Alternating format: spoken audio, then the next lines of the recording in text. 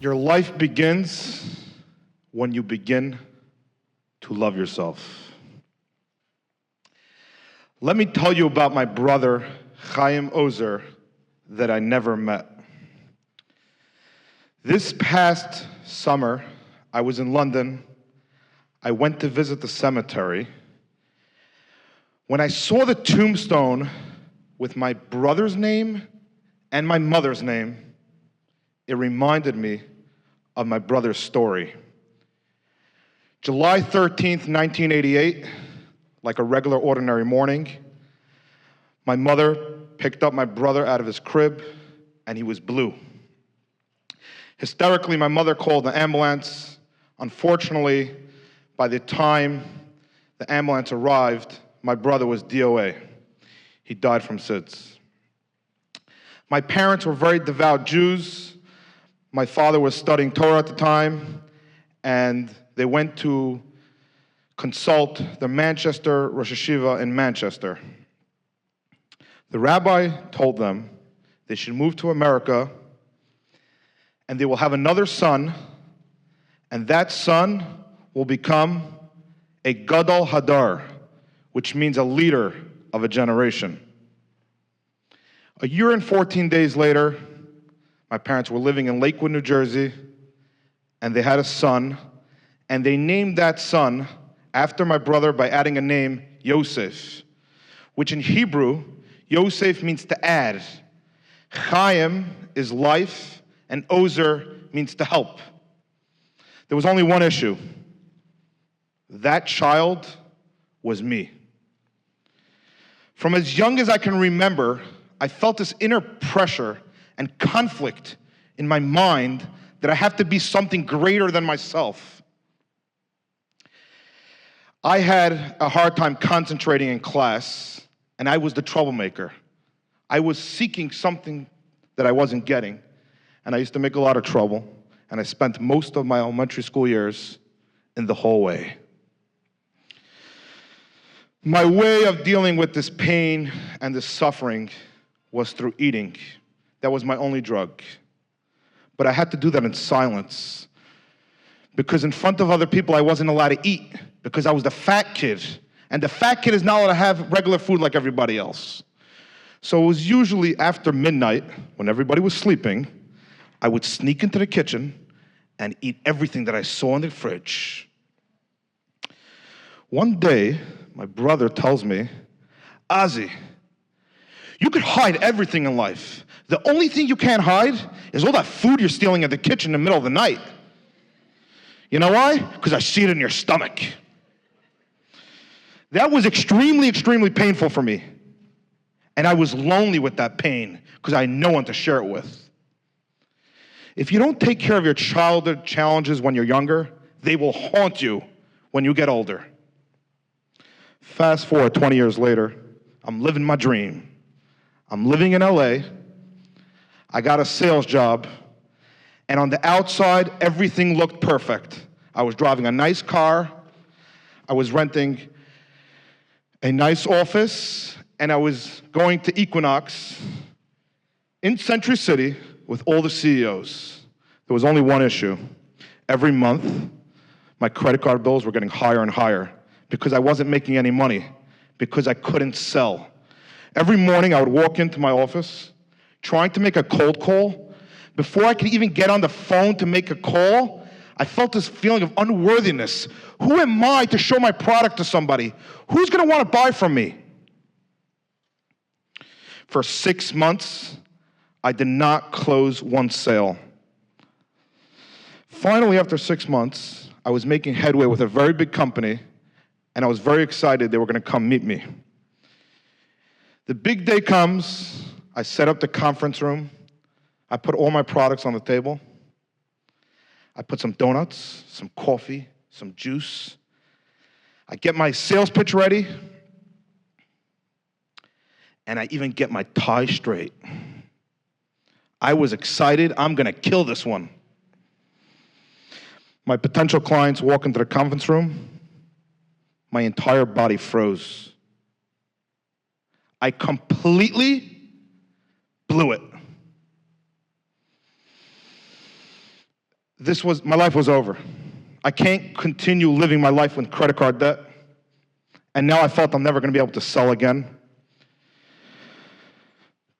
But the only concern from this potential client was, are you going to validate my parking ticket? And that's when I asked myself the question, do I validate my own self? That was such a painful question that I ran off to Jeff's on Pico Boulevard. I bought 2 big Western burgers, 5 hot dogs, onion rings, French fries, and then I said, give me some more.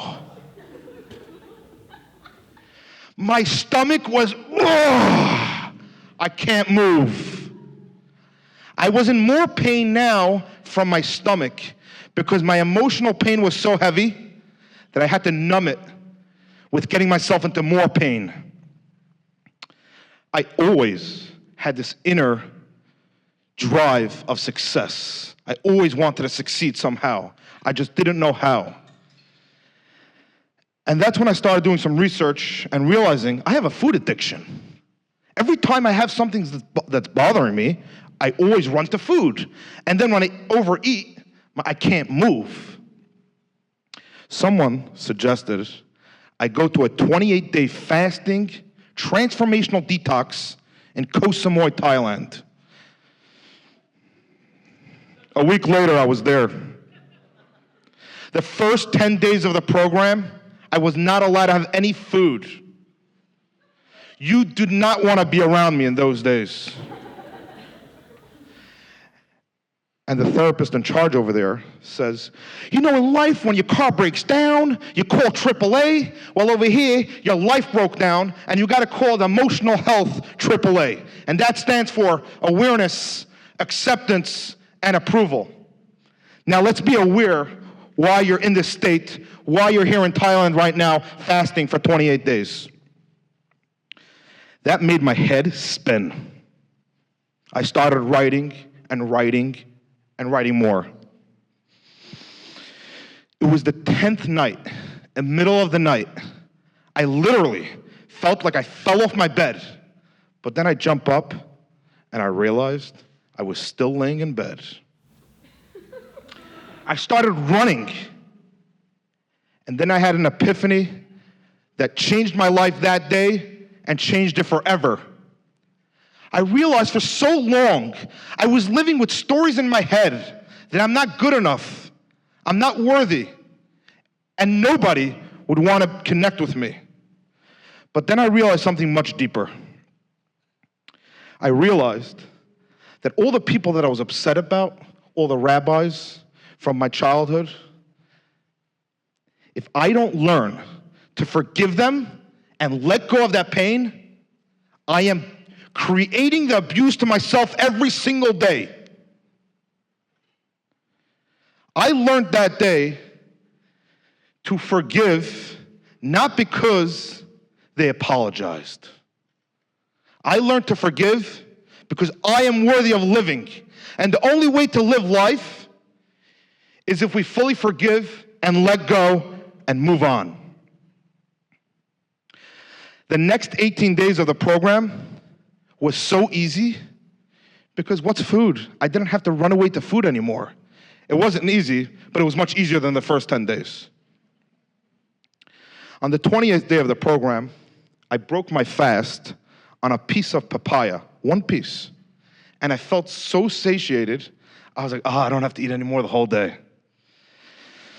The head of the program comes to me and she says, Ozzy, now that you completed 28 days of fasting, I want you to take one thing that your entire life you thought you would never be able to do, and I want you to commit to it, and by next year do it. And the method you're going to use is CDC, commitment, dedication, and consistency. You're going to commit today, you're going to get yourself dedicated, and you're going to stay consistent, and you're going to conquer. I said, there's only one thing that I never believed I will be able to do, because my whole life I've been this obese kid, this not good enough kid. There is no way I can run a full marathon. Okay, that's your goal. Me running a marathon? Are you out of your mind?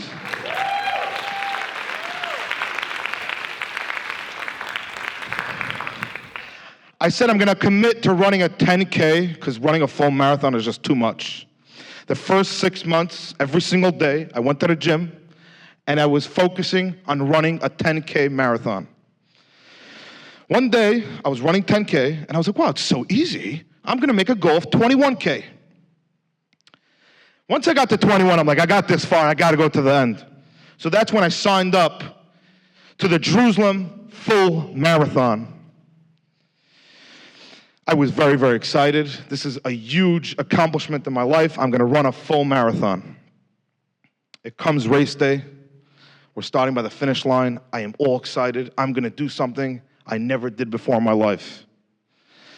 The first 25 miles was so easy. It was that last mile that I just felt like I wanted to stop. But it was more than just stop. If I'm going to finish this 26-mile marathon, that means I can do anything. Do I really want to go down that road? That was the victim inside of me talking. I have been living my life so long as a victim that I was scared to become a warrior. You know why?